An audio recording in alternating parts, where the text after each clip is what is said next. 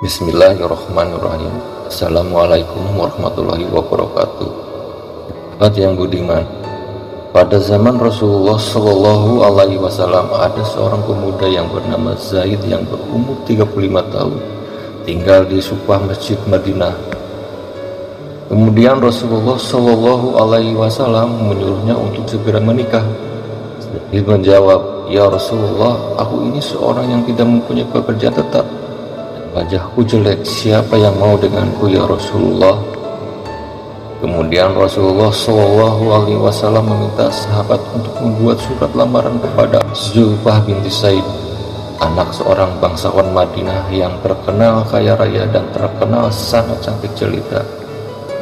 Ketika surat itu diberikan kepada Zaid, ayah Zulfah, agak terperanjat karena tradisi bangsa Arab perkawinan selama ini biasanya seorang bangsawan harus kawin dengan keturunan bangsawan dan yang kaya harus kawin dengan orang kaya. Dan ketika Zulfah datang, dia berkata, "Wahai anakku, ini ada seorang pemuda yang sedang melamar engkau supaya engkau menjadi istrinya," kata ayahnya. Di saat itulah Zulfah melihat Zaid sambil menangis sejadi-jadinya dan berkata, "Wahai ayah, banyak pemuda yang tampan dan kaya raya semuanya menginginkan aku. Aku tak mau ayah." Dan Zulfah merasa dirinya terhina. Maka Zaid berkata kepada Zaid, "Wahai saudaraku, kau tahu sendiri kan, bukan aku tidak mau, bukan aku menghalanginya, dan sampaikan kepada Rasulullah bahwa lamaranmu ditolak." Mendengar nama Rasulullah disebut ayahnya, Zulfah berhenti menangis dan bertanya kepada ayahnya, "Wahai ayah, mengapa engkau membawa-bawa nama Rasul?" Akhirnya Zaid berkata, "Ini yang melamarmu adalah perintah Rasulullah." Maka Zulfah istighfar beberapa kali dan menyesal atas kelancangan perbuatannya itu dan berkata kepada ayahnya, "Wahai ayah, kenapa sejak tadi ayah berkata bahwa yang melamar ini Rasulullah? Kalau begitu segera aku harus kawinkan dengan pemuda ini, karena ingat firman Allah, sesungguhnya jawaban orang-orang mukmin bila mereka dipanggil kepada Allah dan Rasulnya agar Rasulnya menghukum atau mengadili di antara mereka, ialah ucapan, 'Kami mendengar dan kami patuh atau taat,' dan mereka itulah orang-orang yang beruntung." Quran Surat An-Nur Surat 24 ayat ke-51. Zaid pada hari itu merasa jiwanya melayang ke angkasa. Sampai di masjid ia bersujud syukur dikarenakan Zaid tidak mempunyai sedikit pun harta. Maka Rasulullah menyuruh pergi ke Abu Bakar, ke Utsman, dan ke Abdurrahman bin Auf.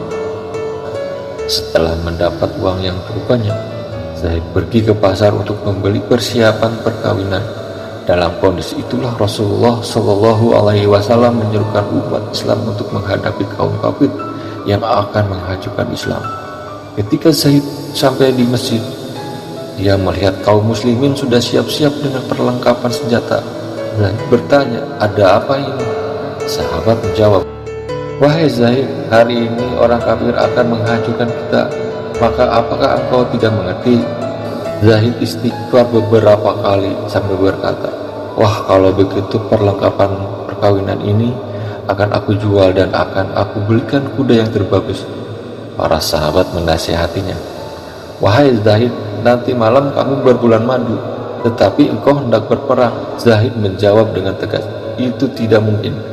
Lalu Zaid menyitir ayat di surat Taubah sebagai berikut, "Jika bapak-bapak, anak-anak, saudara-saudara, istri-istri, kaum keluargamu, harta kekayaan yang kamu usahakan, perniagaan yang kamu khawatiri kerugiannya, dan rumah-rumah tempat tinggal yang kamu sukai adalah lebih baik kamu cintai daripada Allah dan Rasulnya dari berjihad di jalannya, maka tunggulah sampai Allah mendatangkan keputusannya, dan Allah tidak memberi petunjuk kepada orang-orang fasik."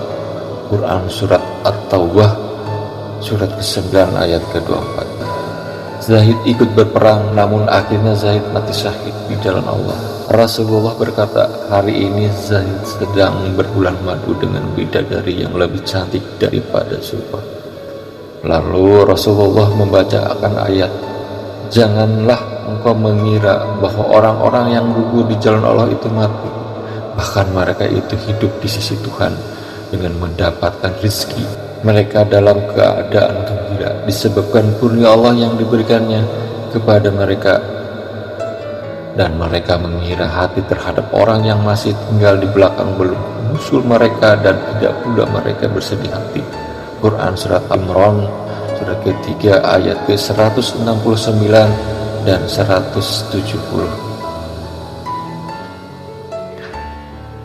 Dan janganlah kamu mengatakan terhadap orang-orang yang gugur di jalan Allah bahwa mereka itu mati, kan sebenarnya mereka itu hidup, tetapi kamu tidak menyadari.